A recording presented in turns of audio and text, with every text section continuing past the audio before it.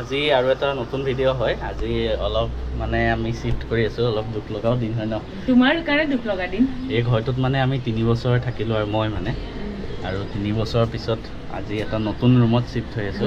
মই দেখাই নাই, তুমি কৈবা। এতিয়া মানে শিফটিং চলি আছে। কালি আমাৰ ঘৰৰ পৰা চব আহিলে, বাইদেউহঁত আহিলে, চব দেউতাহঁতো আহিলে। এতিয়া পূৰা চবফালে শিফটিং চলি আছে আৰু আজি। হা? এতিয়া ৰুমৰ পৰিৱেশ এয়া দেখুৱাই দিয়া তুমি। তুমি শুই উঠিছাহে নেকি? নাই উঠা হা। এতিয়া ৰুম খালী হৈ আছে।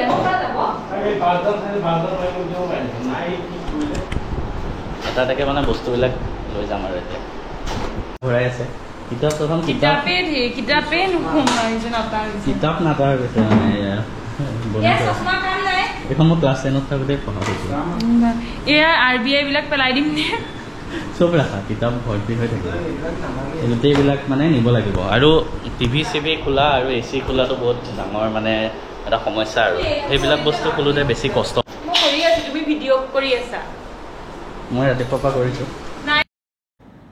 আৰু এয়া মই মানে পূৰা বিচনা বস্তু খুলি কৰি দাঙি একদম 2nd ফ্ল'ৰৰ পৰা তললৈ লৈ গৈ গাড়ী এখন মাতি আনিছিলোঁ। গাড়ী যেনে তেনে এখন পালোঁ। তাৰপিছত তাত চব বস্তু উঠাই আছোঁ। আমি 3জন মতা মানুহ মানে পূৰা শিফটিঙত লাগি আছোঁ আৰু বাৰে বাৰে ওপৰৰ পৰা তললৈ গৈ আছোঁ। উঠা নমা হৈ আছে। বতৰটো অলপ ডাৱৰীয়া হৈ আহিছে। খালি মানে বৰষুণটো নিদিলেই হৈ গ'ল গাড়ীখনত লৈ গৈ থাকোঁতে, নহ'লে বহুত প্ৰব্লেম হ'ব। মাথা বিষ।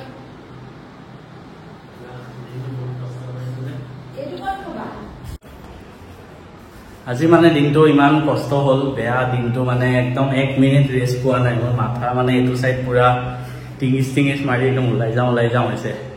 মই ৰুমটো মানে শিফ্ট কৰিলোঁ। আগতে য'ত শিলপুখুৰীত আছিলোঁ, এতিয়া মই আহিলোঁ এইফালে উলুবাৰী চাইডে। মানে বিয়া যিহেতু আহি আছে, সেইটো কাৰণে 2 BHK অলপ ডাঙৰ ৰুম এটাও দৰকাৰ আছিলে।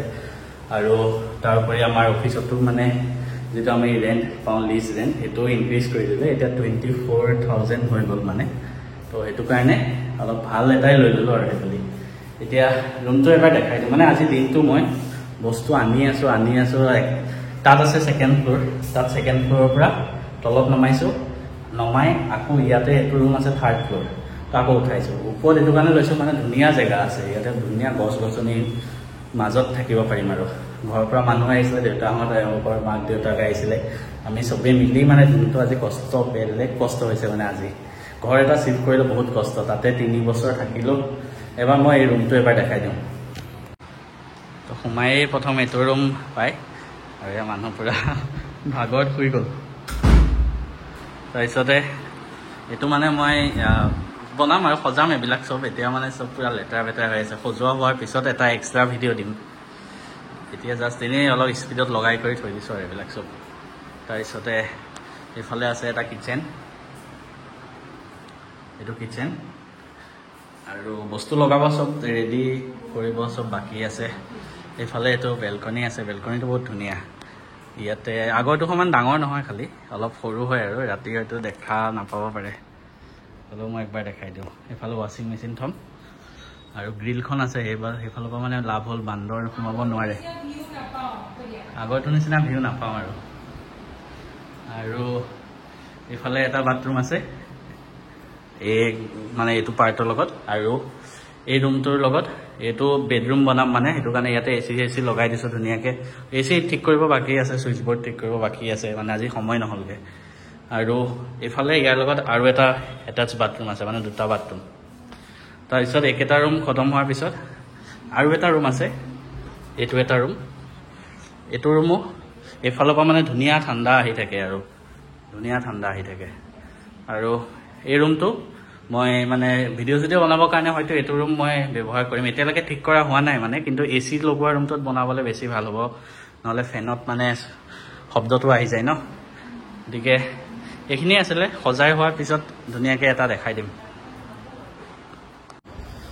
মই যোনটো আগৰ ঘৰটোত আছিলোঁ মানে, তাতে মই গুৱাহাটী অহাৰ ষ্টাৰ্টিঙৰ পৰাই মই সেই জেগাটোতে আছিলোঁ। 3 বছৰ তাতে মেমৰিজ বহুত আছে। 3 বছৰত মই যিমানখিনি পালোঁ, যিমানখিনি হেৰুৱালোঁ, চব সেই ৰুমটোতে হৈছে। আৰু সেইটো কাৰণে সেই ৰুমটো সদায় মানে মনত থাকি যাব, সেই ফ্লেটটো।